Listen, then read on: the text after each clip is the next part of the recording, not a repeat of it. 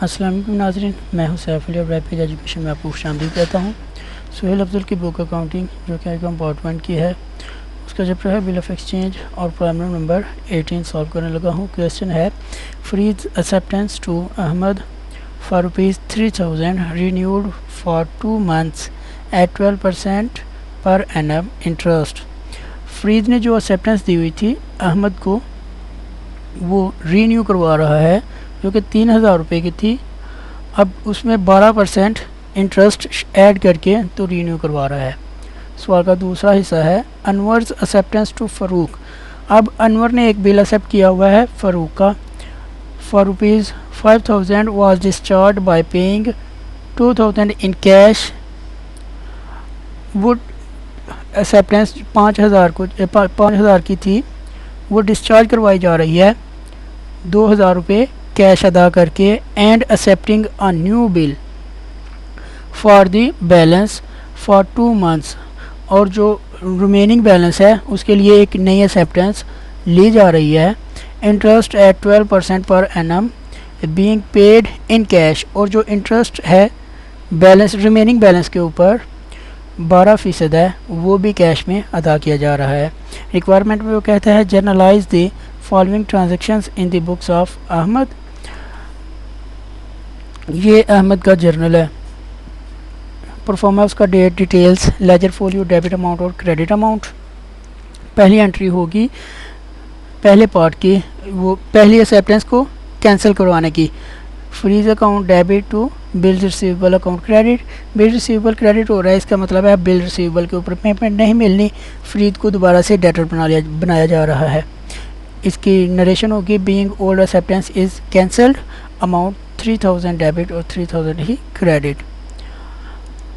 अब इंटरेस्ट की कैलकुलेशन करेंगे। इंटरेस्ट 12% है, फ्रीज से लेने है उसको डेटर बना लिया और इंटरेस्ट इनकम है, क्रेडिट होगा। Firoz account debit to interest account credit being interest is charge. अब मैं इसकी कैलकुलेशन करके बताता हूँ आपको।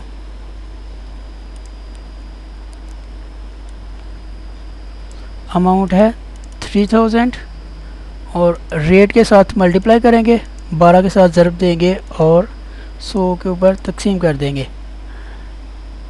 ये 1 साल का है, पूरे 1 साल का इंटरेस्ट है। अब हमने कैलकुलेट करना है सिर्फ 2 मंथ का, इसलिए 2 से ज़रब देंगे और 12 पे तकसीम कर देंगे तो हमारे पास 2 माह का इंटरेस्ट आ गया जो कि है 60 रुपये।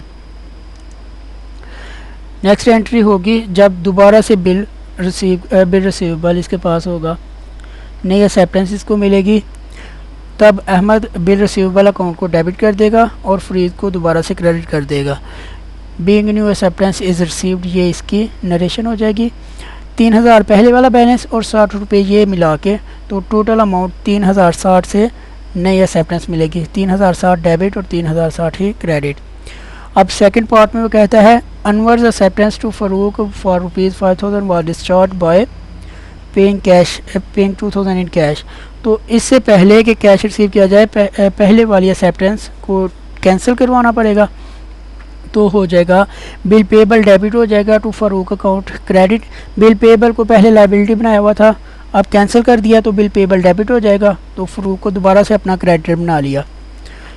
Bill payable account debit to Farooq account credit being old bill is cancelled, amount 5000 debit और 5000 ही क्रेडिट। अब नेक्स्ट उसको कैश पे किया जा रहा है और ये इंटरेस्ट जो कैश में पे करने हैं इसको कंट्रा एंट्री में हम लिखेंगे। फ़ारूक अकाउंट डेबिट 2000 से, इंटरेस्ट अकाउंट क्रेडिट 60 रुपये एंड कैश अकाउंट क्रेडिट 2060 से। Cash and interest paid, calculation same ही रहेगी।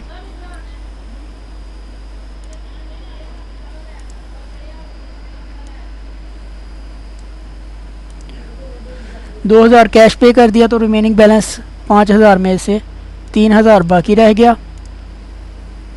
इसको 12 से मल्टीप्लाई करेंगे और 100 से डिवाइड कर देंगे। ये पूरे 1 साल का इंटरेस्ट आ गया, ठीक है। और बिल 2 मंथ के लिए दोबारा से ड्रा हो रहा है तो 2 से मल्टीप्लाई करेंगे और 12 पे डिवाइड कर देंगे तो 60 रुपये इंटरेस्ट आ गया है ये।